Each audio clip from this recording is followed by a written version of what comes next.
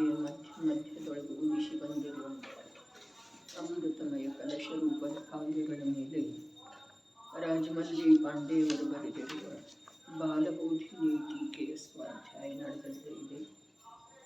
ನಿರ್ಜರಾಧಿಕಾರದ 22ನೇ ಮಂಗಲ ಕಲಶಗಳು.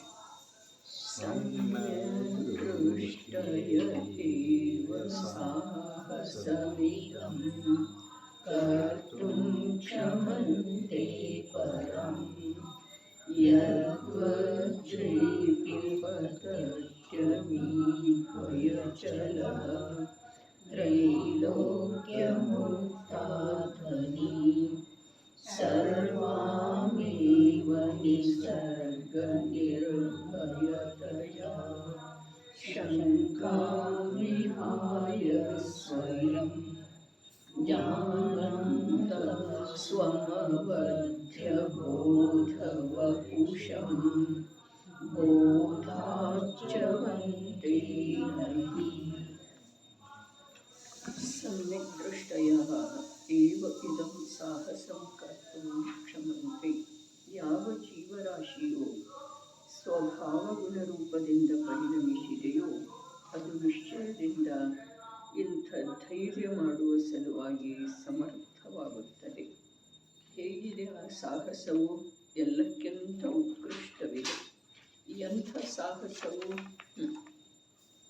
ಆ ಸಾಹಸವು ಎಂಥದ್ದಿದೆ ಅಂದರೆ ಮಹಾವಜ್ರಪಾತವಾದರೂ ಕೂಡ ಸಮ್ಯಗ್ದೃಷ್ಟಿ ಜೀವರಾಶಿಯು ಶುದ್ಧ ಸ್ವರೂಪದ ಅನುಭವದಿಂದ ಸಹಜ ಗುಣದಿಂದ ಸ್ಖಲಿತವಾಗುವುದಿಲ್ಲ. ಉಪಯೋಗದೊಳಗ ಅಷ್ಟೊಂದು ದೃಢತೆ ಇದೆ ಸಮ್ಯಗ್ದೃಷ್ಟಿ ಜೀವಂತ. ಅರೆ ಅನಾದಿ ಕಾಲದಿಂದ ಯಾವ ಉದಯದ ಕಾರಣದಿಂದ ಆಗುವಂಥ ಸಂಯೋಗಗಳಲ್ಲಿ ಪರಿವರ್ತನೆ ಅಂದರೆ, ಅಥವಾ ಉದಯದ ಕಾರಣದಿಂದ ಆಗುವಂಥ ತನ್ನ ಭಾವಗಳಲ್ಲಿ ಪರಿವರ್ತನೆ ಅಂದರೆ ಅನಾದಿ ಕಾಲದಿಂದ ನಡೀತಾ ಇದ್ದರೆ, ಆದ್ರೆ ಸಂಯೋಗಗಳು ಈಗ ಇಂದ್ರಿಯ ಮೂಲಕ ಕಂಡು ಬಂದ್ರೂ ಕೂಡ ಜ್ಞಾನದೊಳಗ ಪರಿವರ್ತಿತ ಆಗುವಂಥ ಭಾವಗಳ ಗೋಚರಿಸಿದರೂ ಕೂಡ ಆ ಜ್ಞಾನ ದೃಢವಾಗಿ ನಿಲ್ಲುತ್ತಿದೆ, ಸ್ಖಲಿತ ಆಗುವುದಿಲ್ಲ. ಅರೆ ಬಹಳ ಸಾಹಸದ ಮಾತಿದೆ. ಎಂಥ ಸಾಹಸ ಅಂತ ಹೇಳಿ ಕೇಳಿದ ನಂತರ 2 ಬಾರಿ ಹೇಳಿದರು. ಒಂದು ಹೇಳಿದ್ರು ಎಲ್ಲಕ್ಕಿಂತ ಉತ್ಕೃಷ್ಟ ಇದೆ. ಹಾಗೆ ನೋಡಿದರೆ ಉದಯದೊಳಗ ಸಂಯೋಗದೊಳಗ ಯಾವ ಅಜ್ಞಾನಿ ಜೀವನು ಏನು ಬದಲಾವಣೆ ಮಾಡೋದು ಸಾಧ್ಯ ಇಲ್ಲ, ಇಂದಿನವರೆಗೆ ಮಾಡಲೇ ಇಲ್ಲ. ಆದರೆ ಗಾಬರಿ ಆಗುತ್ತನ್ರಿ ಸಂಯೋಗ ಬದಲಾವಣೆ ಆಗಿ ಹೋದ ನಂತರ. ಗಾಬರಿ ಆಗ್ತಾನೆ, ದುಃಖಿ ಆಗ್ತಾನೆ, ಸಂತುಷ್ಟ ಆಗ್ತಾನೆ. ಕೆಲವೊಮ್ಮೆ ಸಂಯೋಗ ಅನುಕೂಲ ಕಾಣಿಸ್ತು ಅಂತಂದ್ರೆ ಸಂತುಷ್ಟ ಆಗ್ತಾನೆ, ಭ್ರಾಂತಿಯಿಂದ ಸುಖಿ ಆಗ್ತಾನೆ. ಅನಾದಿಯ ಅಭ್ಯಾಸ.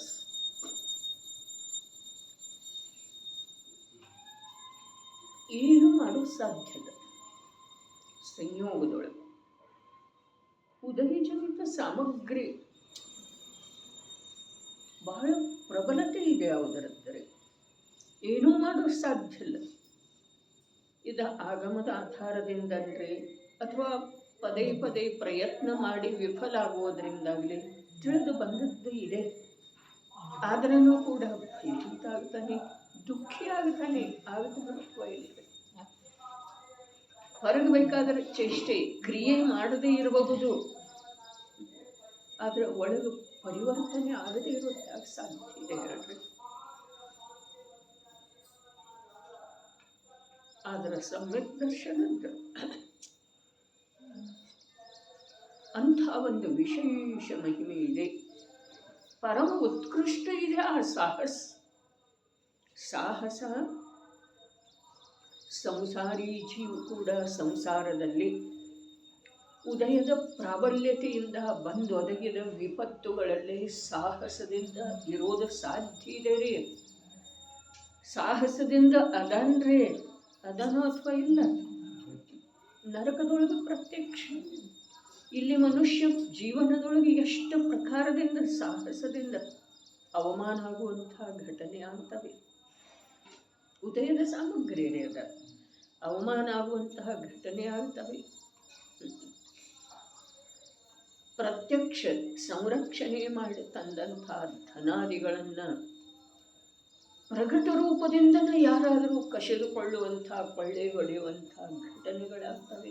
ಆಗ ಸಾಹಸದಿಂದ ಇರ್ತಾನೆ ನಿಲ್ರಿ, ಅರ್ಥಾತ್ ಸ್ವೀಕಾರ ಮಾಡ್ತಾನೆ. ಆದರೆ ಅದಕ್ಕೇನು ಅರ್ಥ ಇದೆ ರೀ? ಯಾವ ಲಾಭನೂ ಅದರಿಂದ ಆಗುವುದಿಲ್ಲ.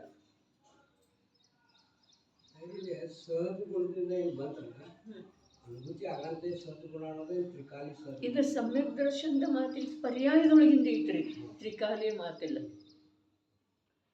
ಅರೆ ನಿಜವಾಗಿ ನೋಡ್ರಿ, ಪರ್ಯಾಯದೊಳಗೆ ಬಂದ ನಂತರನ ಅದು ತ್ರಿಕಾಲಿ ಅನ್ನಿಸ್ಕೊಳ್ತಿದ್ದೀರಿ. ಯಾಕೆ ಅಂತಂದ್ರೆ ಭೂತಕಾಲದೊಳಗೆ ಬಂದಿಲ್ಲ, ವರ್ತಮಾನದೊಳಗೆ ಇರಲಿಲ್ಲ ಅಂತಂದ್ರೆ ತ್ರಿಕಾಲಿ ಅಂಥೇಳಿ ಬರೀ ಆಗಮದಿಂದ ಹಾಗೆ ಹೇಳಿದ್ರಿ. ತ್ರಿಕಾಲಿ ಯಾವಾಗ? ವರ್ತಮಾನದೊಳಗೆ ಯಾವಾಗ ಪರ್ಯಾಯದಲ್ಲಿ ಸಹಜತೆ ಬಂದಿದೆ ಅಲ್ಲ, ಅರೆ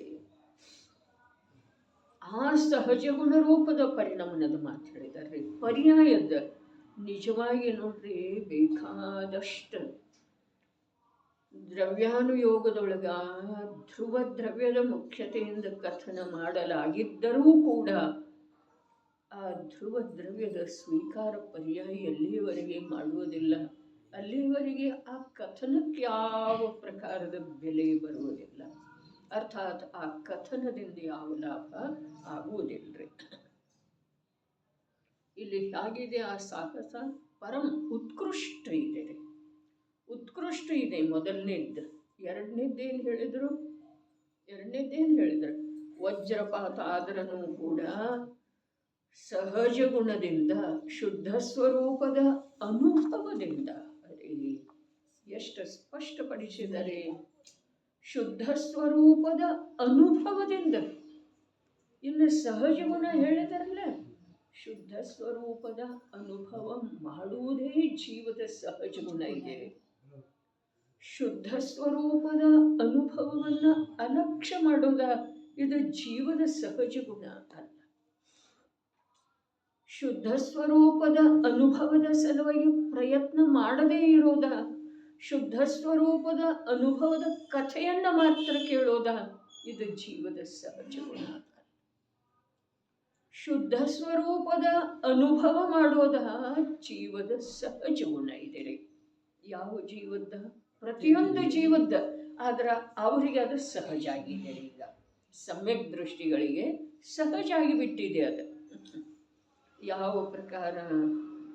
ಪರ್ಯಾಯ ಮೂಢ ಜೀವನಿಗೆ, ಸಂಸಾರಿ ಜೀವನಿಗೆ, ಮಿಥ್ಯಾದೃಷ್ಟಿ ಜೀವನಿಗೆ ಪರ್ಯಾಯದೊಳಗೆ ತನ್ನ ಸಹಜ ಇದೆಲ್ಲ.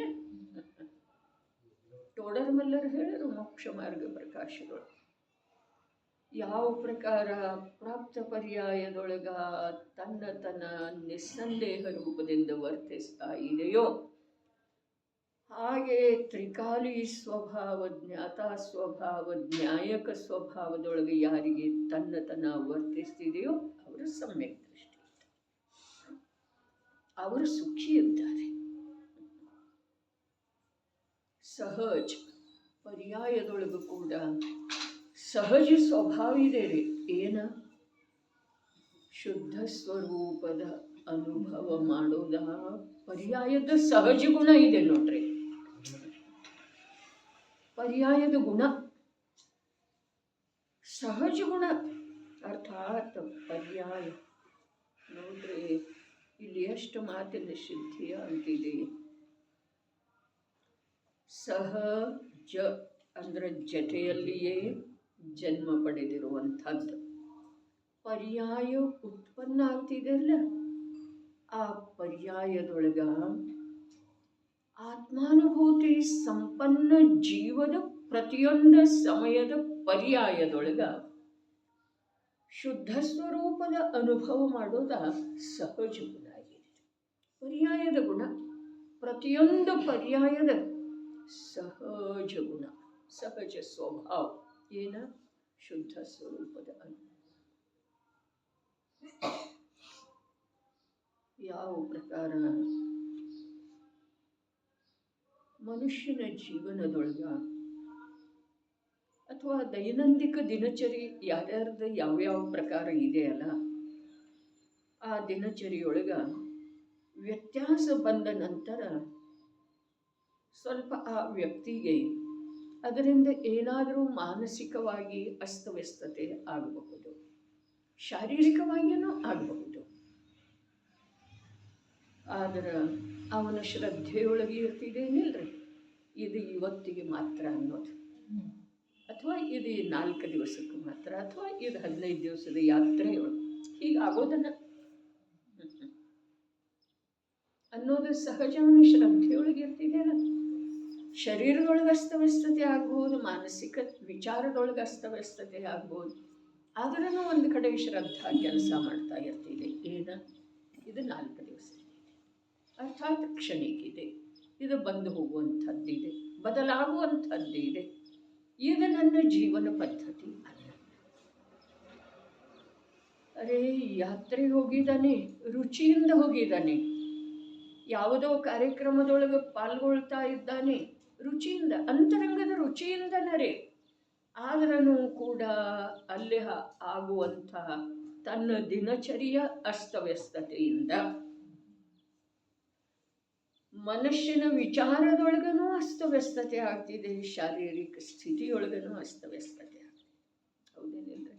ನಿದ್ರೆ ಸಮಯ ಬದಲಿ ಆಗ್ತಿದೆ, ಊಟದ ಸಮಯ ಬದಲಿ ಆಗ್ತಿದೆ, ಊಟದೊಳಗೆ ಬದಲಾವಣೆ ಆಗ್ತಿದೆ, ಇರುವಿಕೆಯೊಳಗೆ ನನಗೆ ಎಲ್ಲಿ ಹೋದ್ರೆ ನಿದ್ರೆನೇ ಬರೋದಿಲ್ಲ. ಕೆಲವರು ಹೇಳ್ತಾರಲ್ಲ, ನಮ್ಮ ಮನೆಯಾಗ ಇರ್ತಾರಲ್ಲ, ಅದೇ ಈ ಪ್ರಕಾರ ಇದ್ರೂ ಕೂಡ ಉತ್ಸಾಹದಿಂದನೇ ಹೋಗ್ತಾರೇನಿಲ್ರಿ, ಹೋಗ್ತೇವೇನಿಲ್ರಿ. ಯಾತ್ರೆಗಾಯಿತು, ಮದುವೆಗಾಯಿತು, ಯಾವುದೇ ಕಾರ್ಯಕ್ರಮಕ್ಕಾಯಿತು ಉತ್ಸಾಹದಿಂದ ಹೋಗ್ತೇವೆ ಅನ್ನೋದನ್ನು ಸತ್ಯ.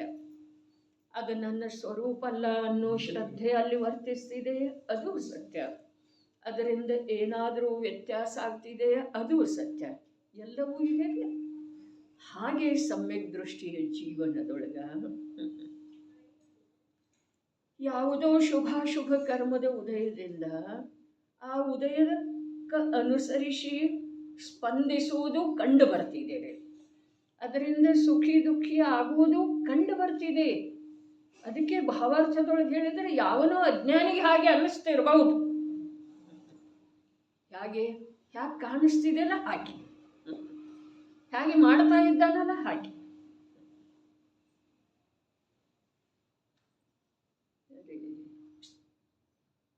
ಅದಕ್ಕೆ ಎಷ್ಟು ಸಹಜ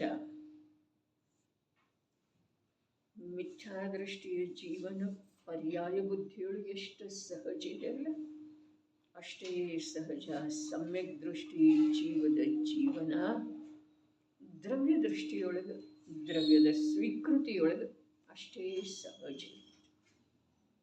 ಅಂಥೇಳಿ ಮೋಕ್ಷ ಮಾಡಬೇಕು ಕಷ್ಟ ಇಲ್ಲ. ಸಂಸಾರ ನಮಗೆ ಕಷ್ಟ ಆಗಿದೆ ಅಂದರೆ ಕಥನೆ ಇದೆ ರೀ. ಯಾವಾಗ ಸಂಸಾರದೊಳಗೆ ದುಃಖ ಅನ್ನಿಸ್ತಿದೆ ಆವಾಗ ಮೋಕ್ಷ ಮಾರ್ಗದ ಸಲುವಾಗಿ ಉದ್ಯಮ ಜೀವ ಮಾಡ್ತಾನೆ ಅನ್ನೋದು ಕಥನೆ ಇದೆ. ಆದರೆ ಸಂಸಾರದೊಳಗೆ ಎಲ್ಲಿಯವರೆಗೆ ರಸ ಇದೆ ಅಲ್ಲಿಯವರೆಗೆ ಕಷ್ಟ ಏನಿದೆ ರೀ. ದಿನ ಇಬ್ಬರದೇ ಮಾಡ್ಕೊಂಡಿರೋ ವೇಳೆದೊಳಗೆ ಒಂದು ದಿವಸ 4 ಜನ ಎಷ್ಟು ಬಂದ್ರೆ ಕಷ್ಟ ಆಗ್ತಿದೆ ಅನ್ನೋ ಸಂತೋಷ ಇದೆ, ರುಚಿ ಇದೆ ಅಲ್ಲ, ಅಲ್ಲಿ ರಸ ಇದೆಯಲ್ಲ ಆ ಕಾರ್ಯದ ಸಲುವಾಗಿ. ಅನಾನುಕೂಲತೆ ಮಾಡ್ಕೊಳ್ಳೋದ್ರೊಳಗೂ ಕೂಡ ಕಷ್ಟ ಅನಿಸೋದಿಲ್ಲ. ಹಾಗೆ ತಾನಾಗೇನ ಕರ್ಮದ ಉದಯದ ಅನುಸಾರ ಅನಾನುಕೂಲತೆ ಆದ್ರೆ ಅವನಿಗೆ ಯಾಕೆ ಕಷ್ಟ ಅನಿಸ್ತಿದೆ ಹೇಳ್ರಿ. ನಮಗೆ ರಸ ಇರೋ ವೇಳೆದೊಳಗೆ ಇಲ್ಲಿ ಪ್ರತ್ಯಕ್ಷ ಅನಾನುಕೂಲತೆ ಆದ್ರೂ ಕಷ್ಟ ಆಗೋದಿಲ್ಲ. ನಾವೇ ಮಾಡ್ಕೊಂಡ್ರೂ ಅದರಿಂದ ದೂರಿರೋ ಸಾಧ್ಯ ಇದೆ. ಇದು ತಿಳಿದು ಬಂದ್ರೂ ಕೂಡ ನಾವೇ ಸಜ್ಜನಿಕೆಯನ್ನು ತೋರಿಸ್ಲಿಕ್ಕೆ ಹೋಗಿ, ಉದಾರತೆಯನ್ನು ತೋರಿಸ್ಲಿಕ್ಕೆ ಹೋಗಿ ಕಷ್ಟಕ್ಕೊಳಗಾಗ್ತೀವ್ರಿ. ಹೌದೇನಿಲ್ರಿ? ಆದ್ರೆ ಅದು ನಮಗೆ ಕಷ್ಟ ಅನ್ಸೋದಿಲ್ಲ. ಯಾಕೆ ಅಂತಂದ್ರೆ ಆ ಉದಾರತೆಯ ಕಡೆಗೆ ನಮ್ಮ ದೃಷ್ಟಿ ಇರ್ತಿದೆ. ಹಾಗಾದರೆ ಯಾವ ಸಮ್ಯಕ್ ದೃಷ್ಟಿ ಇದ್ದಾನೆ, ವಾಸ್ತವದಲ್ಲಿ ಸುಖ ಸ್ವಭಾವದ ಸ್ವೀಕಾರ ಮಾಡಿದ್ದಾನೆ, ವಾಸ್ತವದಲ್ಲಿ ವಿಶ್ವದ ಪದಾರ್ಥಗಳಿಂದ ಅತ್ಯಂತ ಭಿನ್ನವಿರುವಂಥ ತ್ರಿಕಾಲಿ ಜ್ಞಾತ ಸ್ವಭಾವದ ಪ್ರತ್ಯಕ್ಷ ಅನುಭೂತಿ ಪೂರ್ವಕ ಅದರ ಹತ್ರ ನಿಂತುಕೊಂಡಿದ್ದಾನೆ ಶ್ರದ್ಧಾ ಜ್ಞಾನದಿಂದ. ಅವನಿಗೆ ಅವಂತೂ ಎಳ್ಕೊಂಡಿಲ್ಲ ಅನಾನುಕೂಲತೆಯನ್ನು, ತಾನಾಗೆ ಕರ್ಮದ ಉದಯದಿಂದ ಆದದ್ದಿದೆ. ಹಾಗಾದ್ರೆ ಅವನಿಗೆ ಕಷ್ಟ ಅನಿಸ್ತಿದೆ. ನಾವಾಗೆ ಎಳ್ಕೊಂಡು ನಮಗೆ ಕಷ್ಟ ಅನಿಸೋದಿಲ್ಲ. ಹೌದೇನಿಲ್ಲ? ಹಾಗಾದ್ರೆ ಅವನಿಗೆ ಉದಯದ ಅನುಸಾರ ಆದದ್ದು ಇದೆ, ಅವನಿಗೆ ಯಾಕೆ ಕಷ್ಟ ಅನ್ನಿಸ್ತಿದೆ ಹೇಳ್ರಿ? ನ್ಯಾಯದಿಂದ ವಿಚಾರ ಮಾಡೋದಿದೆ ರೀ.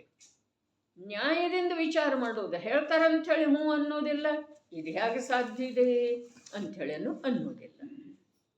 ನ್ಯಾಯದಿಂದ ವಿಚಾರ ಮಾಡೋದು. ನರಕದೊಳಗೂ ಕೂಡ ಜೀವ ಸುಖಿ ಅದನ್ನಂಥೇಳಿ ಹೇಳಿದೆ. ಹಾಗೆ ಹೇಗೆ ಸಾಧ್ಯ ಇದೆ? ಜೀವನ ಪೂರ್ತಿ ಒಂದು ಕಣ ಅನ್ನನೂ ಸಿಗೋದಿಲ್ಲ, ಒಂದು ಬಿಂದು ನೀರನ್ನು ಸಿಗೋದಿಲ್ಲ, ಒಂದು ಸಮಯದ ಸಾತ ಇರೋದಿಲ್ಲ. ಹಾಗಾದ್ರೆ ಅಲ್ಲಿ ಹೇಗೆ ಸುಖಿ ಇರ್ತಾನವ? ನಮ್ಗೆ ಸಂದೇಹ ಬರ್ತಿದೆ. ಬೇಕಾದ್ರೆ ಆಗಮದಲ್ಲಿ ಹೇಳಿರುವುದು ಅಸತ್ಯ ಇಲ್ಲ ಅಂಥೇಳಿ ಶ್ರದ್ಧೆ ಆಗ್ತೀವಿ. ಆದರೆ ಅವು ಎರಡಕ್ಕೂ ಅರ್ಥ ಇಲ್ರಿ. ನ್ಯಾಯದಿಂದ ವಿಚಾರ ಮಾಡೋದು. ನಾನು ಹೀಗಿರೋ ವೇಳೆದೊಳಗ ಪರ್ಯಾಯ ಬುದ್ಧಿಯ ಬಲದಿಂದ ನಾನು ಏನೆಲ್ಲ ಸಹನ ಮಾಡ್ತೇನೆ ಅಂದ ಮೇಲೆ ವಾಸ್ತವದಲ್ಲಿ ದ್ರವ್ಯ ಸ್ವಭಾವದ, ಸುಖ ಸ್ವಭಾವದ, ಜ್ಞಾತ ಸ್ವಭಾವದ ಹತ್ತಿರ ಅಂದರೆ ಅಥವಾ ಅದರಲ್ಲೇ ಸ್ಥಿರ ಇರುವಂಥ ಜೀವ ಯಾವುದನ್ನು ಅನುಭವಿಸ್ತಾನೋ ಅದನ್ನು ತಂದಂಥೇಳಿ ತಿಳಿಬಹುದೇನ, ತಾನಂಥೇಳಿ ಅದರ ಜೊತೆಗೆ ಏಕರೂಪ ಆಗಬಹುದೇನ? ಇದು ನ್ಯಾಯದೇ. ನ್ಯಾಯದಿಂದ ವಿಚಾರ ಮಾಡೋದು. ಯಾವನೋ ಓರ್ವ ವ್ಯಕ್ತಿ, ಶ್ರೀಮಂತ ವ್ಯಕ್ತಿ, ಪ್ರಸಂಗ ಬಂದ ನಂತರ ಯಾವುದೋ ಸಮಯದೊಳಗ ಅತ್ಯಂತ ದರಿದ್ರನ ಜೀವನವನ್ನು 2 ದಿವಸ 4 ದಿವಸ ತಾತ್ಕಾಲಿಕ ಸಮಯದ ಅನುಸಾರ ಜೀವಿಸ್ತಾನೆ. ಹೌದೇನಿಲ್ರಿ? ಪ್ರಸಂಗ ಬಂದ ನಂತರ ಮತ್ತು ಒಳಗೆ ರುಚಿ ಇರಬೇಕ್ರಿ. ಒಳಗೆ ರುಚಿ ಇತ್ತು ಅಂತಂದ್ರೆ ಪ್ರಸಂಗ ಏನೂ ಮಾಡೋದಿಲ್ಲ. ಮಾಡ್ತೀನಿ ಅಲ್ರಿ? ಅರೆ, ನಮ್ಮ ಜೀವನದೊಳಗನ ನಾವು ನೋಡ್ಬೋದು ಬೇಕಾದಷ್ಟು ಘಟನೆಗಳನ್ನು. ಇಂಥವು ಕಷ್ಟ ಅನಿಸೋದಿಲ್ಲ. ರುಚಿ ಒಂದು ಕಡೆಗೆ ತೊಡಗಿರೋ ವೇಳೆದೊಳಗ ಅದರ ಅನುಸಾರ ಪ್ರವೃತ್ತಿ ಆಗ್ತಾ ಇರೋ ವೇಳೆದೊಳಗ ಅನೇಕಾನೇಕ ವಿಪತ್ತುಗಳ ಮಧ್ಯದಲ್ಲಿ ಬಂದು ಒದಗಿದರನೂ ಕೂಡ ಜೀವದ ದೃಷ್ಟಿ ಆ ವಿಪತ್ತುಗಳಿಂದ ವಿಚಲಿತ ಆಗುವುದಿಲ್ಲ. ಆ ರುಚಿಯ ಅನುಸಾರ ಆ ವಿಪತ್ತುಗಳನ್ನು ಸಂತೋಷದಿಂದ ಎದುರಿಸ್ತಾನೆ, ಮುಂದೆ ಹೋಗ್ತಾನೆ, ಅವುಗಳನ್ನು ಹಿಂದೆ ಹಾಕುವ ಉದ್ಯಮ ಮಾಡ್ತಾನೆ. ಇಲ್ಲಿ ಸಮ್ಯಕ್ ದೃಷ್ಟಿ ಜೀವನಿಗಂತೂ ಅನುಭೂತಿ ಪೂರ್ವಕ ಪರಿಚಯ ಇದೆ ರೀ. ಏನ ಅನುಭೂತಿ ಪೂರ್ವಕ 3 ಮಾತಿಂದ ಪರಿಚಯ ಇದೆ. ನಾನು ವಿಶ್ವದ ಪದಾರ್ಥಗಳಿಂದ ಅತ್ಯಂತ ಭಿನ್ನ, ಜ್ಞಾನ ಮತ್ತು ಸುಖದ ಸಾಗರ ಅರೂಪಿ ಮಹಾತತ್ವ ಇದ್ದೇನೆ. 1. 2ನೇದ್ದ ಯಾವುದೆಲ್ಲ ಆಗ್ತಾ ಇದೆಯೋ ಅದು ಪರದೊಳಗಾಗ್ತಾ ಇದೆ. ಯಾವುದೆಲ್ಲ ಆಗ್ತಾ ಇದೆಯೋ ಪರಿವರ್ತನೆ ಅದು ಪರದೊಳಗಾಗ್ತಾ ಇದೆ. ನನ್ನ ಚೇತನ ಜಡ ಆಗೋ ಪ್ರಸಂಗ ಬರ್ತಿದೆ ಯಾವತ್ತಾದರೂ? ಇಲ್ಲ, ಪರದೊಳಗಾಗ್ತಾ ಇದೆ. 2 ಮಾತು. 3ನೇದ್ದ ಅದು ಉದಯದ ಕಾರಣದಿಂದ ಆಗ್ತಾ ಇದೆ. ಉದಯದ ಕಾಲ ಪೂರ್ಣ ಆಯಿತು ಅಂತಂದ್ರೆ ಆ ಕಾರ್ಯದೊಳಗೆ ಬದಲಾವಣೆ. ಇವು 3 ಮಾತಿಂದ ಅವನಿಗೆ ಜ್ಞಾನ ಮತ್ತು ಆನಂದ ಸ್ವಭಾವಿ ರೂಪಿ ನಿಜ ತತ್ವದ ಪ್ರತ್ಯಕ್ಷ ಅನುಭೂತಿಯ ಬಲದಿಂದ ಈ 3 ಮಾತಿಂದ ನಿರ್ಣಯ ಇದೆ. ಹೀಗಿದ್ದ ಮೇಲೆ ಆತ ದೇಹದಲ್ಲಿ ಆಗುವ ಸಂಯೋಗದಲ್ಲಿ ಆಗುವ ಹೋಗಲಿ ಪರಿಣಾಮದಲ್ಲಿ ಆಗುವಂಥ ತರತಮತೆ ಏರಿಳಿತಗಳಿಂದ ಸ್ಖಲಿತ ಆಗಬಹುದೇನ? ಜ್ಞಾನ ಸ್ವಭಾವದಿಂದ ನ್ಯಾಯದಿಂದ ವಿಚಾರ ಮಾಡಿದರೆ 8 ದಿವಸ ವಿಚಾರ ಮಾಡಬಹುದ್ರಿ. ಇದರ್ಥ ನಮಗೆ ವಿಚಾರ ಮಾಡುವುದಿಲ್ಲ. ಆಗಮದಲ್ಲಿ ಹೇಳಿದರೆ ಅದನ್ನು ಓದ್ತೇವೆ, ಮುಂದೆ ಹೋಗ್ತೇವೆ ಅಂಥೇಳಿ ನಮಗೆ ಆ ವಿಷಯ ನಮ್ಮದಾಗುವ ಅಥವಾ ನಮ್ಮ ಜೀವನದೊಳಗೆ ಲಾಭಪ್ರದ ಆಗುವಂಥ ಪ್ರಸಂಗ ಇದುವರೆಗೆ ಬರಲಿಲ್ಲ. 2 ಮಾತೇನು ಹೇಳಿದ್ರು? ಹೇಗಿದೆ ಸಾಹಸ? ಪರಂ ಉತ್ಕೃಷ್ಟ ಇದೆ, ಉತ್ಕೃಷ್ಟ ಇದೆ ಆ ಸಾಹಸ. ಉತ್ಕೃಷ್ಟ ಅಂದರೆ ಹೇಗ? ವಜ್ರಪಾತ ಆದರನೂ ಕೂಡ ಶುದ್ಧ ಸ್ವರೂಪದ ಅನುಭವದಿಂದ ಸಹಜ ಗುಣದಿಂದ ಸ್ಖಲಿತ ಆಗುವುದಿಲ್ಲ, ಸೋರುವುದಿಲ್ರಿ ಸ್ವಲ್ಪ ಕೂಡ. ಅಂಜುಲಿ ಜಲ್ ಸಂಜವಾನಿ ಕ್ಷೀಣ ಹೋತಿ ಜಾರಹಿ ಆಗಿಲ್ಲ, ಒಂದು ಸ್ವಲ್ಪ ಕೂಡ ಸೋರುವುದಿಲ್ಲ, ಸ್ಖಲಿತ ಆಗುವುದಿಲ್ಲ. ಏನಾದರ ಪರಿಣಾಮದೊಳಗೆ ಪರಿವರ್ತನೆ ಆದ್ರೆ, ಉದಯದೊಳಗೆ ಪರಿವರ್ತನೆ ಆದ್ರೆ, ಸಂಯೋಗದೊಳಗೆ ಪರಿವರ್ತನೆ ಆದ್ರೆ ಅಂಥೇಳಿನ ನಕುಲ ಸಹದೇವ ಮೊದಲಾಗಿ ಅನೇಕ ಭಾವಲಿಂಗಿ ಸಂತರುಗಳ ಸ್ವಲ್ಪದರೊಳಗನ ತಪ್ಪಿದ್ರು ಮೋಕ್ಷಕ್ಕೆ ಹೋಗೋದು. ತಪ್ಪಿತನ್ರಿ, ಅವ್ರು ತಪ್ಪಲಿಲ್ಲ. ಸ್ವಲ್ಪದರೊಳಗನ ಮೋಕ್ಷ ಪ್ರಾಪ್ತಿ ಅರ್ಥಾತ್ ಕೇವಲ ಜ್ಞಾನದ ಪ್ರಾಪ್ತಿ ಬಿಟ್ಟು ಹೋಯ್ತ್ರಿ.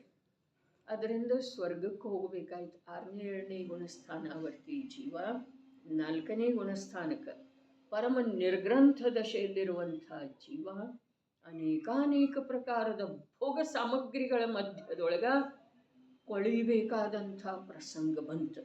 ಅದರಿಂದ ಅವರ ಆ ಶುದ್ಧ ಸ್ವರೂಪದ ಅನುಭವದೊಳಗ ಸಹಜ ಗುಣದೊಳಗ ಸ್ಖಲಿತ ಆಗಲೇ ಇಲ್ಲ ನೋಡ್ರಿ.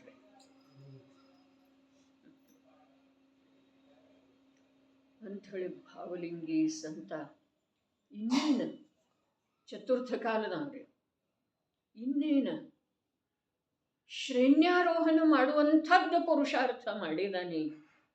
ಆದರೆ 7ನೇ ಗುಣಸ್ಥಾನದಿಂದ ಮತ್ತೆ 6ನೇದಕ್ಕೆ ಬರ್ತಾನೆ. ಬರೀ 6ನೇದಕ್ಕೆ ಬರೋದಿಲ್ಲ, 5ನೇದಕ್ಕೆ ಬರ್ತಾನೆ, 4ನೇದಕ್ಕೆ ಬರ್ತಾನೆ, 1ನೇದಕ್ಕೆ ಬರ್ತಾನೆ. ಆದ್ರೂ ಅವನ ಶುದ್ಧ ಸ್ವರೂಪದ ಅನುಭವದಿಂದ ಸ್ಖಲನ ಹೊಂದುವುದಿಲ್ಲ. ಅಂಥೇಳಿ ಅವನ ಆಂತರ್ಯದ ದೃಢತೆಯನ್ನ ಮೇರುವಿಗೂ ಹೋಲಿಸಲಿಕ್ಕೆ ಆಗುವುದಿಲ್ಲರಿ. ಅದ್ಭುತ ಮಾತು ಇದೆ. ಜೀವದ ಸಾಮರ್ಥ್ಯ, ಸಾಮರ್ಥ್ಯ ಅರ್ಥಾತ್ ಇಲ್ಲಿ ನಾವು ತ್ರಿಕಾಲಿ ಸಾಮರ್ಥ್ಯ ಅಂಥೇಳಿ ತಿಳಿಯೋಕ್ಕೆ ಹೋಗೋದನ್ನೇ ಇಲ್ಲ. ಸಾಮರ್ಥ್ಯ ಅರ್ಥಾತ್ ತನ್ನ ನಿಜ ಗುಣವನ್ನ, ತನ್ನ ನಿಜ ಸ್ವಭಾವವನ್ನ ತಿಳಿದುಕೊಂಡಿರುವಂಥ ಶುದ್ಧ ಪರ್ಯಾಯದ ಸಾಮರ್ಥ್ಯ, ಸಮ್ಯಕ್ ದರ್ಶನದ ಸಾಮರ್ಥ್ಯ, ರತ್ನತ್ರಯದ ಸಾಮರ್ಥ್ಯ, ನಿಜಾನುಭವದ ಸಾಮರ್ಥ್ಯ. ಅರೇ ಅಂಥೇಳಿನ 500 ಮುನಿಗಳನ್ನ ಆ ದಂಡಕ ದೊರೆ ಗಾಣದ ದಿಂಡಿನೊಳಗೆ ಹಾಕಿ ಅರದನ್ನು ಕೂಡ ಅವರು ಶುದ್ಧ ಸ್ವರೂಪದ ಅನುಭವದೊಳಗ ಸಹಜ ಗುಣರೂಪ ಪರಿಣಮನದೊಳಗ ಸ್ಖಲನ ಹೊಂದಲೇ ಇಲ್ಲ ಅವ್ರು ಯಾರು. ಯಾಕೆ ಹೇಳ್ರಿ? ನ್ಯಾಯ ಇದೆ. ಏನ?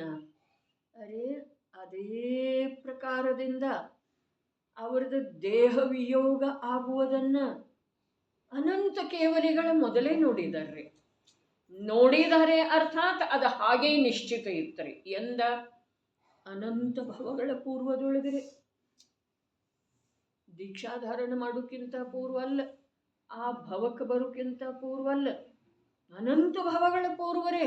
ಎಂದಿನಿಂದ ಆ ಜೀವದಂದ್ರಲ್ಲ, ಅಂದಿನಿಂದ ಈ ಸಮಯದ ಈ ಪ್ರಕಾರದ ಪರ್ಯಾಯ ಅನ್ನೋದು ನಿಶ್ಚಿತ ಇರ್ತಾರೆ. ಅದನ್ನ ಸರ್ವಜ್ಞರ ವಾಣಿಯಿಂದ ಅವರು ತಿಳಿದಿರಲಿಲ್ಲ, ಅನುಭವದಿಂದ ತಿಳಿದಿದ್ರು. ಹಾಗಾದ್ರೆ ಸರ್ವಜ್ಞವಾಣಿ ಕೂಡ ವಸ್ತು ಸ್ವರೂಪದ್ದನ್ನ ಪ್ರತಿಪಾದನೆ ಮಾಡುತ್ತಿದೆಯಲ್ಲ. ಹಾಗಾದರೆ ಹೀಗೆ ತಿಳಿದಿರುವಂಥವ್ರ ಭಾವದೊಳಗೆ ಯಾತಕ್ಕೆ ಸ್ಖಲನ ಹೊಂದುತ್ತಾರೆ ಹೇಳ್ರಿ? ತಿಳಿಯದೇ ಇರುವಂಥ ಜೀವ ಅವ ಭಾವದೊಳಗೆ ನಿಲ್ಲೋದನ್ನ ಸಾಧ್ಯ ಇಲ್ಲ. ಸ್ಖಲನ ಹೊಂದೋದೇನು ಮಾತಿದೆ, ಅವನು ನಿಲ್ಲೋದನ್ನ ಸಾಧ್ಯ. ಮಿಥ್ಯಾದೃಷ್ಟಿ ಜೀವ.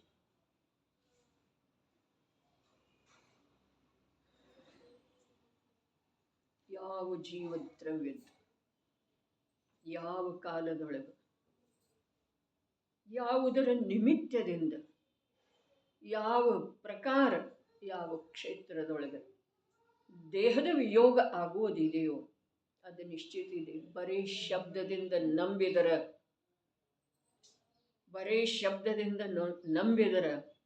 70% ಭಯ ಹೊರಟು ಹೋಗ್ತಿದೆ. ಅನುಭೂತಿ ಆಗುವ ಮಾತು ನಂತರ ಬರೀ ಶಬ್ದದಿಂದ ನಂಬಿದರ ಏನ ಈ ನಾನು ದೇಹ ಧಾರಣ ಮಾಡಿರುವಿಕೆ ಏನಿದೆ, ಈ ದೇಹದ ವಿಯೋಗ ಯಾವ ಸಮಯದೊಳಗೆ ಯಾವ ಕ್ಷೇತ್ರದೊಳಗೆ ಯಾವುದರ ನಿಮಿತ್ತದಿಂದ, ಅದು ಅಪಘಾತದ ನಿಮಿತ್ತದಿಂದನೋ, ವಿಷಪ್ರಾಶನದ ನಿಮಿತ್ತದಿಂದನೋ, ರೋಗದ ನಿಮಿತ್ತದಿಂದನೋ, ಶಸ್ತ್ರಾಘಾತದ ನಿಮಿತ್ತದಿಂದನೋ ಆಗುವುದು ನಿಶ್ಚಿತ ಇದೆ. ಯಾವಾಗ? ಈ ಜನ್ಮ ಧಾರಣ ಮಾಡೋಕ್ಕಿಂತ ಮೊದಲು. ಇಷ್ಟು ತಿಳ್ಕೊಳ್ಳೋದಿದೆ. ಈಗ ನಾನು ಎಂದಿನಿಂದ ಜೀವ ಇದ್ದೇನಲ್ಲ, ಜೀವ ತತ್ವ. ಅರೆ ತತ್ವ ಅಂದ್ರೆ ಏನ್ರಿ? ಪರ್ಯಾಯ ಭೇದವನ್ನು ನೋಡೋದಿಲ್ಲ, ಅದ ತತ್ವದ ವ್ಯಾಖ್ಯೆ ಇದೆ. ಅದರ ಪರ್ಯಾಯ ಮೂರೂ ಕಾಲದ ಪರ್ಯಾಯದಿಂದ ಅಭೇದ ಯಾವುದಿದೆಯಲ್ಲ ಅದು ತತ್ವ ಇದೆ. ಪರ್ಯಾಯದ ಭೇದವನ್ನು ಗಣಿಸುವುದಿಲ್ಲ ಅಂಥೇಳಿ ತತ್ವಾರ್ಥ ಶ್ರದ್ಧಾ ನಮ್ಮ ಸಮ್ಯಕ್ ದರ್ಶನ. ಭೇದವನ್ನು ಗಣಿಸುವುದಿಲ್ಲ, ನೋಡೋದಿಲ್ಲ. ಇದು ತತ್ವ ಇದ್ರೂ ನಾವು ಭೇದವನ್ನು ನೋಡದೇ ಇರೋದ ಕಾರಣವಶಾತ್ ಇದ್ದೀರಿ. ಅದರ ಮೂರೂ ಕಾಲದ ಪರ್ಯಾಯಗಳಿಂದ ಅಭೇದ ಯಾವುದಿದೆಯಲ್ಲ ಅದು ತತ್ವ ಇದೆರಿ. ನಾನು ಎಂದಿನಿಂದ ಇದ್ದೇನೆ, ಅನಾದಿಯಿಂದ ಇದ್ದೇನೆ, ಅನಾದಿಯಿಂದ ಇದ್ದೇನೆ. ಹಾಗಾದ್ರೆ ನಾನು ಇದ್ದೇನೆ ಅಂದ ಮೇಲೆ ನನ್ನ ಪರ್ಯಾಯಗಳ ಸಮೂಹ ಇಲ್ಲದನ್ನ ಇದ್ದೇನೇನ್ರಿ? ನಾನು ಇಲ್ಲದೇ ಇದ್ದರೆ ಬರೋದೆಲ್ಲಿಂದ್ರಿ? ಪರ್ಯಾಯ ಎಲ್ಲಿಂದ ಬರೋದು? ಯಾವುದು ಇದೆಯೋ ಅದೇ ಬರ್ತಿದೆ. ಯಾವ ಸಮ್ಯಕ್ ದರ್ಶನ ಪ್ರಕಟ ಆಗ್ತಿದೆಯಲ್ಲ ಅದು ಪರ್ಯಾಯದ ಸಮೂಹದೊಳಗೆ ಅಲ್ಲೇ ಅದರದ ನಂಬರ್ ಇತ್ತು. ಅದರದ ಸರದಿ ಬಂದ ನಂತರ ಅದು ಪ್ರಕಟ ಆಗೋದ್ರಿ. ಹಾಗಾದ್ರೆ ತತ್ವಾಭ್ಯಾಸ ಮಾಡೋದಿಲ್ಲೇನ? ಅದರ ಸರದಿ ಯಾವಾಗ ಸಮೀಪಿಸ್ತಿದೆಯೋ ಆಗ ನಿಯಮದಿಂದ ಇವು ತತ್ವಾಭ್ಯಾಸ ಮಾಡ್ತಾರೆ. ಉಪಾದಾನದೊಳಗೆ ಕಾರ್ಯ ಆಗೋದಿದೆ ಮತ್ತು ನಿಮಿತ್ತದ ಉಪಸ್ಥಿತಿ ಇಲ್ಲ, ಹಾಗೆ ಎಂದೂ ಆಗೋದಿಲ್ಲ. ಉಪಾದಾನದೊಳಗೆ ಕಾರ್ಯ ಆಗುವ ಸಮಯ ಇಲ್ಲ ಮತ್ತು ನಿಮಿತ್ತ ಇದೆ, ಕಾರ್ಯ ಆಗುವುದಿಲ್ಲರಿ. ಆದಿದೇವರ ನಿಮಿತ್ತ ಇತ್ತು ಮರೀಚಿ ಕುಮಾರನಿಗೆ, ಆದರೆ ಉಪಾದಾನದೊಳಗೆ ಕಾರ್ಯ ಆಗುವ ಸಮಯ ಬಂದಿರಲಿಲ್ಲ. ಉಪಾದಾನದೊಳಗೆ ಕಾರ್ಯ ಆಗುವ ಸಮಯ ಬಂತು, ಅದು ಎಲ್ಲಿದೆ? ಕಾನನದೊಳಗಿದೆ, ಕ್ರೂರ ಮೃಗ ಇದೆ ರೀ. ಅದರ ನಿಮಿತ್ತ ಬಂತು ಯಾವುದರಿಂದ?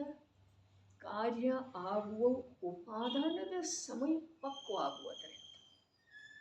ಹಾಗಾದರೆ ನಮಗೂ ತಾನಾಗೆ ಆಗ್ತಿದ್ದೀರಲ್ಲ? ನಿಜವಾಗಿ ತಾನಾಗೇನೆ ಆಗ್ತಿದ್ದೀರಿ. ಮಾಡುವುದರಿಂದ ಆಗಬೇಕಾದ್ರೆ ನಮಗೆಲ್ಲ ಎಂದೋ ಆಗಬೇಕಾಗಿತ್ತು. ಎಂದೋ ಅರ್ಥಾತ್ ಪೂರ್ವದ ಯಾವುದೋ ಭವದೊಳಗಲ್ಲ, ಈ ಭವದೊಳಗೆ ಎಂದೋ ಆಗಬಹುದಾಗಿತ್ತು. ಯಾಕೆ ಅಂತಂದ್ರೆ ಅಂಥ ಭಾವನೆ ಎಷ್ಟೋ ಬಾರಿ ಬಂದಿದೆಯಲ್ಲ. ನಾನು ದಿಗಂಬರ ಸಂತ ಆಗಬೇಕು, ಸ್ವಭಾವದಲ್ಲಿ ನಿಮಗ್ನ ಆಗಬೇಕು, ಬಂದಿಲ್ಲ ಯಾವತ್ತೂ ಭಾವ. ಸಮ್ಯಕ್ ದೃಷ್ಟಿ, ಸಮ್ಯಕ್ ದರ್ಶನದ ಕಥನ ಕೇಳು ವೇಳೆದೊಳು, ಪಂಚಮದ ಗುಣಸ್ಥಾನದ ಕಥನ ಕೇಳು ವೇಳೆದೊಳಗು, ಗುಣವ್ರತ ಅಣುವ್ರತಗಳ ಸ್ವರೂಪದ ಕಥನ ಕೇಳು ವೇಳೆದೊಳಗೆ ನಾನು ಹಾಗೆ ಆಗಬೇಕನ್ನೋದು ಬಂದಿದೆಯೋ ಅಥವಾ ಇಲ್ಲ? ಸಾಕಷ್ಟು ಬಾರಿ ಬಂದಿದೆ. ಆದ್ರೆ ಅದು ಆಗುವ ಕಾಲ ಇಲ್ಲ ಅಂಥೇಳಿ, ಸಮಯದ ಯೋಗ್ಯತೆ ಇನ್ನೂ ಸಮಯವರ್ತಿ ಪರ್ಯಾಯದ ಆ ರೂಪದಿಂದ ಪ್ರಕಟ ಆಗುವಂಥ ಪರ್ಯಾಯದ ಯೋಗ್ಯ ಪರ್ಯಾಯದ ಸರದಿ ಇನ್ನೂ ಬಂದಿಲ್ಲ ಅಂಥೇಳಿ ಆಗಿರುತ್ತೆ. ಜೀವದಲ್ಲಿ ಎಲ್ಲಿಯವರೆಗೆ ಕೃತ್ರಿಮತೆ ಇದೆ, ಕರ್ತೃತ್ವ ಇದೆ, ಅಲ್ಲಿಯವರೆಗೆ ಈ ಜೀವನಿಗೆ ಕಾಲಲಬ್ಧಿ ಪಕ್ವಾಗುವುದಿಲ್ಲ. ಆ ಪರ್ಯಾಯ ಇನ್ನೂ ದೂರ ಇದೆ ಅಂಥೇಳಿ ಅರ್ಥ. ಎಲ್ಲಿ ಜೀವನಿಗೆ ಸಹಜ ಸಹಜ ಎಲ್ಲವೂ ಸಹಜ, ಬಿಸಿಲು ಬರೋದು ಸಹಜ ಇದೆ, ಮಳೆ ಬರೋದು ಸಹಜ ಇದೆ, ಸೂರ್ಯೋದಯ ಸಹಜ ಇದೆ, ಆಕಾಶದೊಳಗೆ ಮೋಡಗಳ ಸಂಚಾರ ಸಹಜ ಇದೆ, ವಾಯುವಿನ ವಿಹಾರ ಸಹಜ ಇದೆ, ನದಿಗಳ ಹರಿಯುವಿಕೆ ಸಹಜ ಇದೆ, ಸೂರ್ಯಾಸ್ತ ಸಹಜ ಇದೆ. ಜನ್ಮ ಪಡೆದಂಥ ಜೀವ ಬಾಲ್ಯಾವಸ್ಥೆಯಿಂದ ತರುಣಾವಸ್ಥೆಗೆ ಬರುವುದು ಸಹಜ ಇದೆ. ಯಾರೂ ತರಲಿಲ್ಲ, ಅವನೂ ಬರೋ ಸಲುವಾಗಿ ಏನೂ ಮಾಡಲಿಲ್ಲ, ವಿಕಲ್ಪನೂ ಮಾಡಲಿಲ್ಲ, ಪ್ರಯತ್ನನೂ ಮಾಡಲಿಲ್ಲ. ಬಾಲ್ಯಾವಸ್ಥೆ ತನ್ನಷ್ಟಕ್ಕೆ ತಾನೇ ಸಹಜ ಕಳೆದು ಹೋಯಿತು, ತರುಣಾವಸ್ಥೆ ತನ್ನಷ್ಟಕ್ಕೆ ತಾನೇ ಬಂತು, ವೃದ್ಧಾಪ್ಯ ತನ್ನಷ್ಟಕ್ಕೆ ತಾನೇ ಬರ್ತಿದೆ, ಇಲ್ಲಿಂದ ಅಲ್ಲಿ ಅಲ್ಲಿಂದ ಮತ್ತೆಲ್ಲಿ ಗಮನ ತನ್ನಷ್ಟಕ್ಕೆ ತಾನೇ ಆಗ್ತಿದೆ. ಎಲ್ಲವೂ ತಾನೇ ಆಗ್ತಿದೆ. ಯಾರು ಮಾಡುವುದರಿಂದ ಏನಾದರೂ ಆಗ್ತಿದೆ ರೀ? ಎಲ್ಲವೂ ತಾನೇ ತಾನೇ. ಅರ್ಥಾತ್ ದ್ರವ್ಯದೊಳಗ ಆ ಪರ್ಯಾಯದ ಆ ಸಮಯದೊಳಗ ಆ ಪ್ರಕಾರದ ಕಾರ್ಯರೂಪದಿಂದ ಪರಿಣಮಿಸುವ ಯೋಗ್ಯತೆ ಇರುವುದರಿಂದ ಆಗ್ತಿದೆ. ಆ ವೇಳೆದೊಳಗ ಆ ಕಾರ್ಯರೂಪ ಪರಿಣಮನಕ್ಕ ಅನುಕೂಲವಾಗುವಂಥ ನಿಮಿತ್ತ ತಾನಾಗೇನ ಇರ್ತಿದೆ. ಆ ನಿಮಿತ್ತದಿಂದ ಇಲ್ಲಿ ಏನೂ ಆಗುವುದಿಲ್ಲ. ಆದರೆ ಇಲ್ಲಿ ಆಗುವ ವೇಳೆದೊಳಗ ಅಲ್ಲಿ ನಿಮಿತ್ತ ಇರ್ತಿದೆ. ದರ್ಶನ ಮೋಹದ ಉಪಶಮ ರೂಪದ ನಿಮಿತ್ತ ಆತ್ಮನ ಅನುಭೂತಿಯ ಸಮಯದೊಳಗೆ ಇರ್ತಿದೆ. ದರ್ಶನ ಮೋಹದ ಉಪಶಮವನ್ನು ಜೀವ ಮಾಡೋ ಸಾಧ್ಯ ಇಲ್ಲ. ದರ್ಶನ ಮೋಹದ ಉಪಶಮ ಆಗಿದೆ, ಅದಕ್ಕೆ ಜೀವನಿಗೆ ಸಮ್ಯಕ್ ದರ್ಶನ ಆಗಬೇಕು, ಹೀಗೆ ಸಂಬಂಧ ಇಲ್ಲ, ನಿಯಮ ಇಲ್ಲ, ಇದಕ್ಕೆ ಸಂಬಂಧ ಇಲ್ಲ. ಈ ಒಂದು ಯಾವ ಸೂಕ್ಷ್ಮ ಸ್ವತಂತ್ರ, ಸೂಕ್ಷ್ಮ ಅಂದ್ರೆ ಸೂಕ್ಷ್ಮ, ಸ್ಥೂಲ ಅಂದ್ರೆ ಸ್ಥೂಲ. ಇದರೊಳಗೆ ಸೂಕ್ಷ್ಮರೇ ಏನಿದೆ ರೀ? ಏನು ಸೂಕ್ಷ್ಮ ಇದೆ? ದೇಹದ ಕಾರ್ಯ ಮಾಡ್ತಾ ಇದೆ. ಬಂತಲ್ಲ ಭಜನೆಯೊಳಗೆ, ದೇಹವು ದೇಹದ ಯೋಗ್ಯತೆಯಿಂದ, ಆತ್ಮನು ಆತ್ಮನ ಯೋಗ್ಯತೆಯಿಂದ ಆಗಸದೊಳಗೆ ತೇಲಿತು. ಏನಿದೆ ರೀ? ತಾನಾಗೇನ, ಎಲ್ಲವೂ ತಾನಾಗಿ. ದೇಹ ತನ್ನ ಯೋಗ್ಯತೆಯಿಂದ ರೋಗರೂಪ ಆಗ್ತಿದೆ, ಆತ್ಮ ತನ್ನ ಯೋಗ್ಯತೆಯಿಂದ ದುಃಖದ ಅನುಭವ ಮಾಡ್ತಿದೆ. ದೇಹ ರೋಗರೂಪ ಆಗುವುದರಿಂದ ಆತ್ಮ ದುಃಖದ ಅನುಭವ ಮಾಡಬೇಕು. ಹೀಗೆ ಇದಕ್ಕೆ ಯಾವ ಸಂಬಂಧ ಇಲ್ಲ. ಅದರ ದೃಷ್ಟಿಯ ವಿಪರೀತತೆಯಿಂದ ಪರದ್ರವ್ಯದೊಳಗೆ, ದೇಹದೊಳಗೆ, ಪುದ್ಗಲದೊಳಗೆ ಏಕತ್ವ ಬುದ್ಧಿ ಇವನಿಗೆ ಅನಂತ ಅನಂತ ಅನಂತ ಕಾಲ ಕಳೆದರನು ನಡ್ಕೊಂಡನ ಬರ್ತಾ ಇರುವುದರಿಂದ ದೇಹ ಸ್ವಯಮೇವ ರೋಗರೂಪ ಆಗಿರುವ ವೇಳೆದೊಳಗೆ ಇವು ಸ್ವಯಮೇವ ದುಃಖದ ಅನುಭವ ಮಾಡ್ತಾನೆ. ವಿಪರೀತದಿಂದ ನಾವು ಅಂದ್ರಲ್ಲ, ಅದಕ್ಕಿಂತ ಮೊದಲ ಸಮಯ, ಸ್ವಲ್ಪ ಸಮಯ ಇಂಥದೆಲ್ಲ ಕೇಳಿ ಜೀವ ಪ್ರಮಾದಿ ಆಗ್ತಾನೇನೋ ಅಂತ ಅನಿಸ್ತಾ ಇರುವಾಗನೇ ದೃಷ್ಟಿ ಅಂದುಕೊಂಡೆ ಹೀಗೆ ಅರೆ ಇವು ಪ್ರಮಾದಿ ಆದ ಅಂತಂದ್ರೆ ಇವನು ಪ್ರಮಾದಕ್ಕೆ ನಿಮಿತ್ತ ಇದಲ್ರಿ. ಇವನ ಪ್ರಮಾದಕ್ಕೆ ನಿಮಿತ್ತ ಇನ್ನೂ ಬೇರೆ ಯಾವುದೋ ನಿಮಿತ್ತ ವಸ್ತು ಇದೆ ರೀ ಅಲ್ಲಿ. ಒಂದು ಮಾತು. ಎರಡನೇದ, ಇವನ ಪರ್ಯಾಯದ ಕಾಲ ಬಂದಿಲ್ಲ ಅಂಥೇಳಿ ಇವನು ಪ್ರಮಾದಿಯಾಗಿದ್ದಾನೆ. ನಿಜವಾಗಿ ನೋಡ್ರಿ,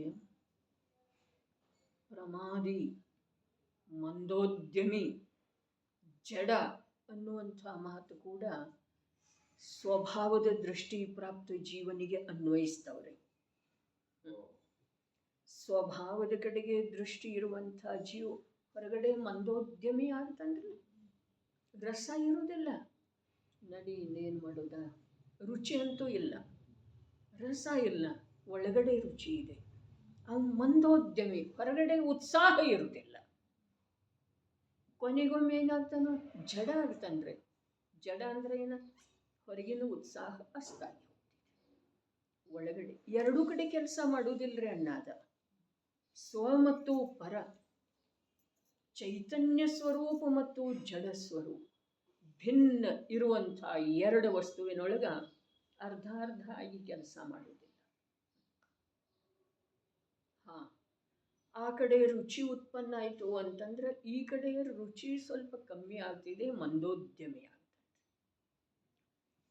ಅದಕ್ಕೆ ಹೇಳಿದರು, ಜ್ಞಾನಿಗೆ ಮೊದಲ ಜಗತ್ತ ಉನ್ಮತ್ತನ ಹಾಗೆ ಕಾಣಿಸ್ತಿದೆ ಅಂತೆ.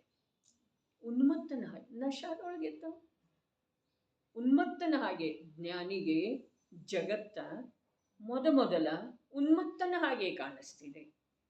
ನಂತರ ಕಲ್ಲು ಕಟ್ಟಿಗೆ ಹಾಗೆ ಕಾಣಿಸ್ತಿದೆ. ಅಂದರೆ ಏನ, ಜಡ. ಅದೇನ್ರೆ ಮಾಡ್ತಾ ಇದೆ ಅಂಥೇಳಿ ಅನ್ಸೋದೇ ಇಲ್ರಿ.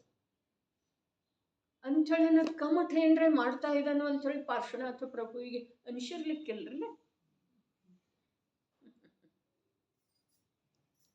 ವಿಚಾರ ಸ್ವಲ್ಪ ಆ ವಿಷಯ ಯಾವಾಗ ಆ ಒಂದು ವಾಕ್ಯ ನೆನಪಾಗ್ತಿದೆ ಅದನ್ನು ದೀರ್ಘವಾಗಿ ವಿಚಾರ ಮಾಡೋದ್ರಿ.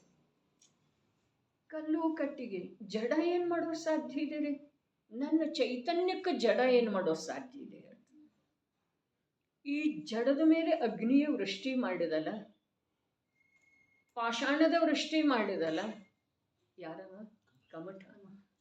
ಆದ್ರೆ ಆ ಕಮಠ ಅವನಿಗೆ ಚೈತನ್ಯ ಸ್ವರೂಪ ಜೀವನಾಗಿ ವ್ಯಕ್ತಿಯಾಗಿ ಕಾಣಿಸಲೇ ಇಲ್ಲ ಅಂಥೇಳಿ ಅವನ ಕುರಿತಾಗಿ ಕ್ರೋಧ ಬರಲೇ ಇಲ್ರಿ. ಒಂದೊಂದು ಪ್ರಕಾರದ ಪ್ರತಿಭಾ ಇರ್ತಿದೆ ರೀ, ಒಂದೊಂದು ರೀತಿಯಿಂದ ತಿಳಿಸಿಕೊಡ್ತಾರೆ. ಆದರೆ ಅದೆಲ್ಲವೂ ಸತ್ಯ ಇರ್ತಿದೆ, ಅಸತ್ಯ ಏನೂ ಇರುವುದಿಲ್ಲ. ಕಲ್ಲು ಕಟ್ಟಿಗೆ ಹೋಗ್ತಾ ಇರೋ ಎಳೆದೊಳಗ ನಮಗೊಂದು ಕಲ್ಲು ತಾಗಿದರೆ ಅರ್ಥಾತ್ ಎಡವ್ತೇವೆ. ನಾವು ನೆಲದಲ್ಲಿ ಹೂತದ್ದಿರ್ತಿದೆ, ಒಂದಿಷ್ಟೇ ಇಷ್ಟು ಮೇಲೆ ಇರ್ತಿದೆ, ಹೋಗು ಎಳೆದೊಳಗ ನಾವು ಅದರಿಂದ ಎಡವ್ತೇವ್ರಿ. ಆಗ ಅದಕ್ಕೇನು ಮಾಡ್ತೇವ್ರಿ? ಅದಕ್ಕೇನು ಮಾಡ್ತೇವ್ರಿ? ಏನು ಮಾಡುವುದಿಲ್ಲ. ನೋವಾಗ್ತಿದೆ, ಬಟ್ ಬೇಕಾದ್ರೆ ಒಡೆದು ಹೋದ್ರೆ ಅದಕ್ಕೇನಾರೇ ಮಾಡ್ತೇವೇನ್ರಿ? ಆ ನೆಲದಲ್ಲಿ ಹೂತಿರುವಂಥ ಕಲ್ಲು ಯಾವುದು ನಾವು ಎಡೆಯುವುದಕ್ಕೆ ನಿಮಿತ್ತ ಆಗಿದೆಯಲ್ಲ ಅದಕ್ಕೇನ್ರಿ ಮಾಡ್ತೇವೆ. ಅದೇ ಪ್ರಕಾರ ಎದುರಿಗಿನ ವ್ಯಕ್ತಿಗೆ ಜ್ಞಾನ ಇಲ್ಲ, ಅವ ಜಡನಾದನ ಅಂಥೇಳಿ ನಾವು ಉಪಸರ್ಗ ಮಾಡುವ ಭಾವ. ಅರ್ಥಾತ್ ಇಲ್ಲಿ ಸಿದ್ಧ ಐತೇನಿಲ್ರಿ, ರಾಗ ದ್ವೇಷ ಎಲ್ಲ ಜಡ ಭಾವ. ಒಂದು ಜ್ಞಾತ ಸ್ವಭಾವದ ಅನುಭೂತಿ ಯಾವುದು ಮಾಡ್ತಿದೆಯೋ ಅದುವೇ ಚೈತನ್ಯ ಭಾವ ಇದೆ, ಜೀವತತ್ವ ಇದೆ ರೀ. ಅವೆಲ್ಲ ಜಡ ಭಾವ.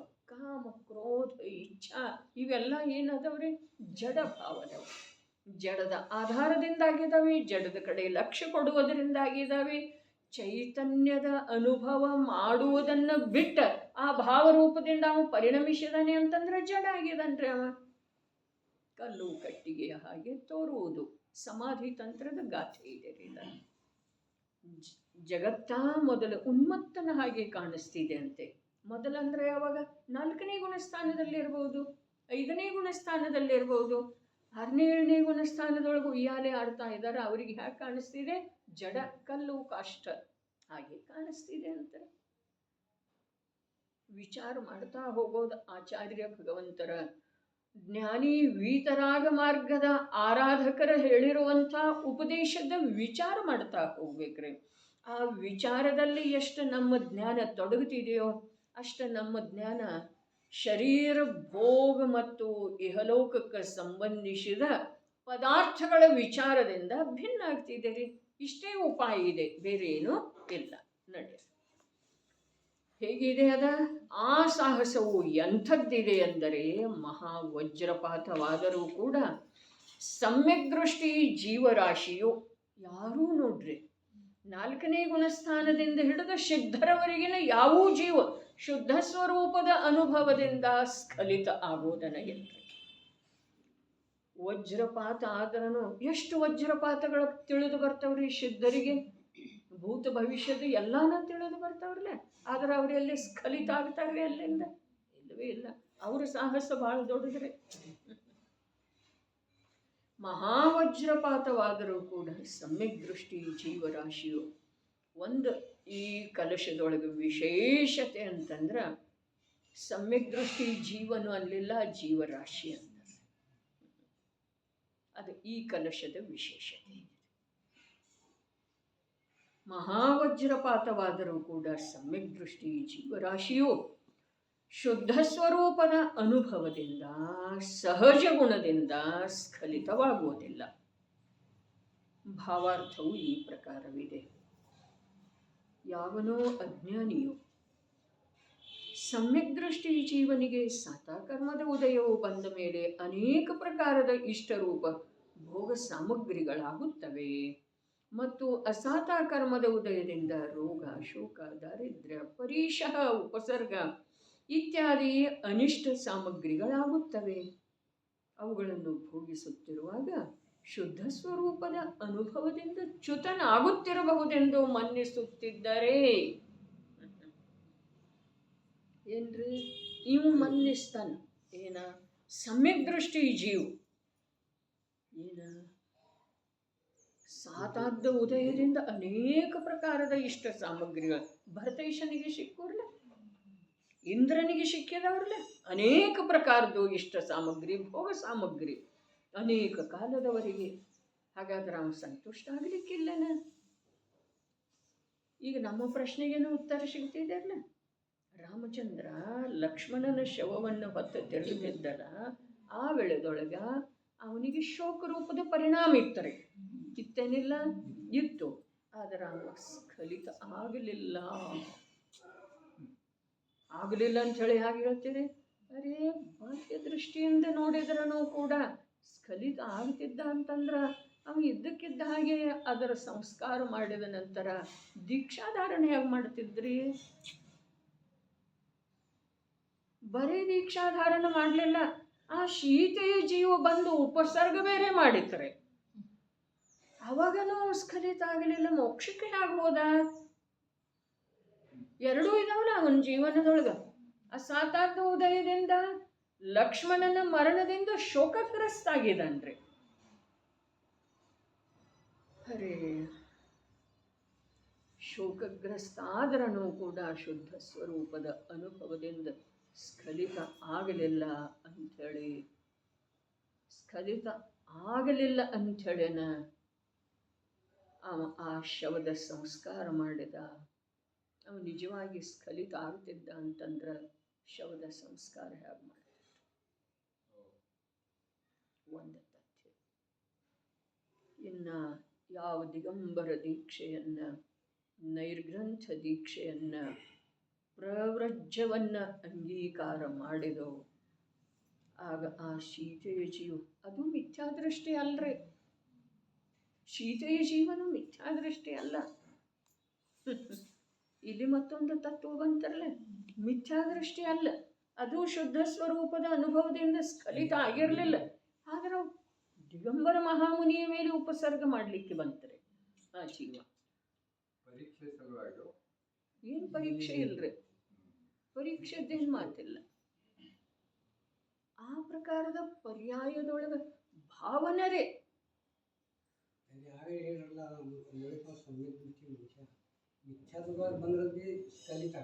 ಆಗುದಿಲ್ಲ. ಮಿಥ್ಯಾತ್ವ ಗುಣಸ್ಥಾನದೊಳಗೆ ಬಂದ್ರೂ ಕೂಡ ಸ್ಖಲಿತ ಆಗುದಿಲ್ಲ.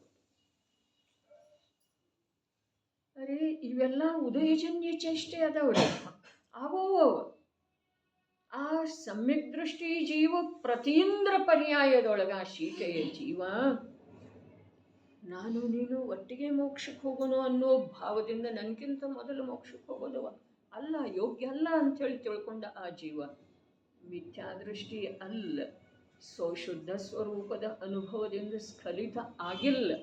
ಆದ್ರೂ ದಿಗಂಬರ ಮಹಾಮುನಿಗೆ ಸಮ್ಯಕ್ ದೃಷ್ಟಿ ಜೀವ ಉಪಸರ್ಗ ಮಾಡ್ತಿದೆ ಅಂದ್ರೆ ವಿಚಾರ ಮಾಡುವಂಥ ಮಾತಿದ್ದೇನೆ. ಮಿಥ್ಯಾದೃಷ್ಟಿ ಪೂರ್ವಜನ್ಮದ ಶತ್ರು ಉಪಸರ್ಗ ಮಾಡ್ತಾ ಅನ್ನೋ ಕಥನಂತೂ ಸಾಕಷ್ಟು ಇದ್ದು, ಇದು ಕಥನ ಆಗಮದೊಳಗೆ. ಆದ್ರೆ ಇದರ ಬಗ್ಗೆ ನಾವು ಸ್ವಲ್ಪ ಈ ರೀತಿಯಿಂದ ವಿಚಾರ ಮಾಡೇ ಇರಲಿಲ್ಲರಿ. ಸಮ್ಯಕ್ ದೃಷ್ಟಿ ಜೀವ ಒಂದು ಜೀವದ ಮೇಲೆ, ದಿಗಂಬರ ಮಹಾಮುನಿಯ ಮೇಲೆ, ಅದು ಸಂಬಂಧಿ ಅದರ ಮೇಲೆ ಉಪಸರ್ಗ ಮಾಡ್ತಿದೆ ಅಂದ್ರೆ ಅದಕ್ಕೆ ಕಾರಣ ಏನ? ರಾಗ. ಎಂಥ ರಾಗ? ಅಪ್ರತ್ಯಾಖ್ಯಾನಾವರಣ ರಾಗ. ಅನಂತ ಅನುಬಂಧಿ ಅಲ್ಲ. ಅಪ್ರತ್ಯಾಖ್ಯಾನಾವರಣ ಕಷಾಯದ ಪರಿಣಾಮದಿಂದ ದಿಗಂಬರ ಮಹಾಮುನಿ ಮೇಲೆ ಸಮ್ಯಕ್ ದೃಷ್ಟಿ ಜೀವ ಉಪಸರ್ಗ ಮಾಡುತ್ತಿದೆ ಅಂದ ಮೇಲೆ ಇದು ಏನಿದೆ? ಈ ಕಥನೆಯಿಂದ ಸಮ್ಯಕ್ ದೃಷ್ಟಿ ಈ ಆತ್ಮ ಏತೋ ಇಲ್ಲೋ ಆ ಸ್ವಂತಕ್ಕೆ ಸುದ್ದ ತಿಳಿಯೋದು ಕಾಣ್ತೈತೇನ ಅಂಥೇಳಿನ ಅನೇಕ ಬಾರಿ ಈ ಕಲಶದ ಆಧಾರದಿಂದ, ಅಂದರೆ ಈ ಕಲಷ್ಟಿಕಾದ ಆಧಾರದಿಂದ ಈ ಸ್ಥಾನದೊಳಗೆ, ಈ ಸಂಯೋಗದೊಳಗೆ ಕಥನ ಬಂದದ್ದು ಇದೆ. ಏನ? ಸಮ್ಯಕ್ ದೃಷ್ಟಿಯ ಅಂತರಂಗದ ಅಳತೆಯನ್ನು ಮಿಥ್ಯಾದೃಷ್ಟಿ ಜೀವ ಮಾಡೋದು ಸಾಧ್ಯ. ಆಗಮದ ಆಧಾರದಿಂದ ತಿಳ್ಕೊಳ್ಳೋ ಸಾಧ್ಯ ಇದೆ ರೀ. ಆಗಮದ ಆಧಾರದಿಂದ ತಿಳ್ಕೊಳ್ಳೋ ಸಾಧ್ಯ ಇದೆ. ಆದರೆ ಇನ್ನು ತನ್ನ ಬುದ್ಧಿಯಿಂದ ಅಳತೆ ಮಾಡೋ ಸಾಧ್ಯ ಇಲ್ಲ, ನಿರ್ಣಯಕ್ಕೆ ಬರೋ ಸಾಧ್ಯ ಇಲ್ಲ. ಸಮ್ಯಕ್ ದೃಷ್ಟಿ ಇದೆಯೋ ಇಲ್ಲ ಅನ್ನುವ ಸಂದೇಹ ಆ ಸೀತೆಯ ಸಲುವಾಗಿನೂ ಬಂತು, ಆ ರಾಮನ ಸಲುವಾಗಿನೂ ಬಂತು. ರಾಮ ಲಕ್ಷ್ಮಣನ ಶವ ಹೊತ್ತು ತಿರುಗ್ತಾ ಅಂದ್ಮೇಲೆ ಅವೆಂಥ ಸಮ್ಯಕ್ ದೃಷ್ಟಿ? ದಿಗಂಬರ ಮಹಾಮುನಿಗೆ ಉಪಸರ್ಗ ಮಾಡಲಿಕ್ಕೆ ಬರ್ತಾ ಆ ಪ್ರತೀಂದರ ಅಂತಂದ್ರೆ ಅವೆಂಥ ಸಮ್ಯಕ್ ದೃಷ್ಟಿ? ನಿಜವಾಗಿ ಈ ಪ್ರಕಾರದ ಸಂದೇಹ ಬರೋದರಲ್ಲಿ ಯಾವುದೇ ಪ್ರಕಾರದ ಆಶ್ಚರ್ಯ ಇಲ್ಲ. ಯಾಕೆಂತಂದ್ರೆ ಮಿಥ್ಯಾದೃಷ್ಟಿ ಜೀವ ಅಳತೆ ಮಾಡೋದ ಕ್ರಿಯೆಯ ಮೇಲೆಂದರೆ ಅವನಿಗೆ ಶ್ರದ್ಧಾ ಮತ್ತು ಅಂತಃಪರಿಣತಿಯ ಪರಿಚಯ ಆಗುವುದಿಲ್ಲ.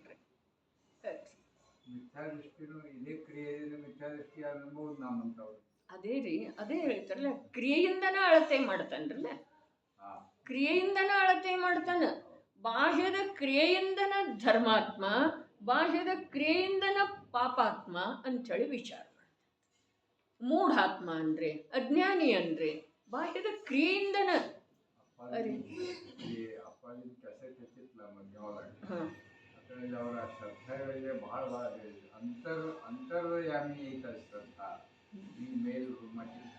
ತಿಳಿಯೋದಿಲ್ಲ. ಅದ ಇದು ಈ ಪ್ರಕಾರ ತಿಳಿಯುವುದಿಲ್ಲ ಅನ್ನುವುದರದ್ದು ಕೂಡ ನಮ್ಗೆ ವಿಶ್ವಾಸ ಆಯಿತು ಅಂತಂದ್ರೆ ತಿಳ್ಕೊಳ್ಳುವಂಥದ್ದು ಒಂದು ಯೋಗ್ಯತೆ ನಮ್ಮಲ್ಲೇ ಜಾಗೃತ ಆಗಬಹುದು. ತಿಳಿಯುವುದಿಲ್ಲ ಮಿಥ್ಯಾತ್ವ ಅವಸ್ಥೆಯೊಳಗ ಜೀವನಿಗೆ ಸಮ್ಯಕ್ ದೃಷ್ಟಿ, ಧರ್ಮಾತ್ಮ, ಮೋಕ್ಷ ಮಾರ್ಗದ ಸಾಧಕ ಜೀವದ ಅಂತಃಪರಿಣತಿಯ ಪರಿಚಯ ಆಗುವುದಿಲ್ಲ ಅನ್ನೋದು ಒಂದು ವೇಳೆ ನಾವು ವಿಶ್ವಾಸ ಮಾಡಿದೇವಂದ್ರೆ ನಮ್ಮಲ್ಲೇ ಅದನ್ನು ತಿಳ್ಕೊಳ್ಳುವಂಥ ಯೋಗ್ಯತೆ ಕೂಡ ಜಾಗೃತ. ಆದರೆ ನಾವು ವಿಶ್ವಾಸ ಮಾಡೋದು ಕಠಿಣ ಇದೆ. ನಾನು ಧರ್ಮಾತ್ಮ ಅಲ್ಲ, ನಾನು ಧರ್ಮಿ ಅಲ್ಲ, ನಾನು ಧರ್ಮಾತ್ಮನ ಪರೀಕ್ಷೆ ಮಾಡೋ ಸಾಧ್ಯ ಇಲ್ಲ, ಪರೀಕ್ಷೆ ನನ್ನಿಂದ ಆಗೋ ಸಾಧ್ಯ ಇಲ್ಲ.